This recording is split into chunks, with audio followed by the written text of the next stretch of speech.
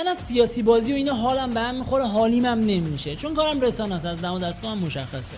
ولی این مدت یه حرفایی شنیدم خیلی برام عجیب بود، واسه همین تصمیم گرفتم این ویدیو رو واسه همه کسایی که مثل خودم از سیاسی بازی بدشون میاد ولی میخوام منصفانه به قضیه نگاه کنن ضبط کنم. پس تا آخر این ویدیو با من همراه باش. رفتم آرایشگاه، طرف میگه آقا فرقی نمیکنه، رأی بدی ندی اوضاع همینه، من نمیگفتن رئیسی بیاد درست میشه، بیا دلار چنده 60 تومن. گفتم آقا واقعا یاد نمیاد 92 96 چه اتفاقاتی افتاد اینا مثلا؟ گفت نه چطور؟ گفتم برادر من دلار سال 92 3000 تومان بود، 96 شد 11500، یعنی 280% رشد. همین دلار اومد 1400 شد چند؟ 27000 تومان، یعنی 800% افزایش. این کجا قابل مقایسه است با دولت رئیسی؟ رئیسی 27000 تومان تحویل میگیره با 59% تورم، 450000 میلیارد تومان کسری بودجه بدهی، از اون ور رشد اقتصادی منفی و دلار نهایتاً میشه 60000 تومان که میشه 120%.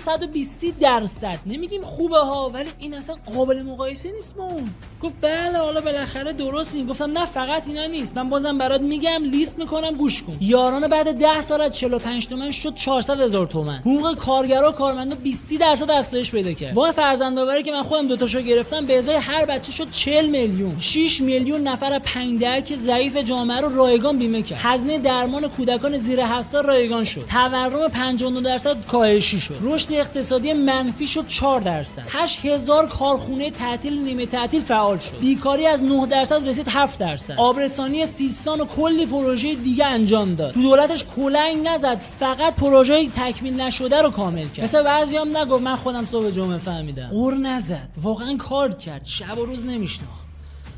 آخرش هم نمیدونم، واقعا به نظرت فرقی نداره تفکر روحانی با تفکر رئیسی؟ یه رأی من و تو هیچ تأثیری نداره؟ نه عزیز من، واقعیت اینه که ما انتخاب میکنیم چه کسی رئیس جمهورمون بشه و فرق میکنه که چجوری مملکت بره جلو و با چه تفکری.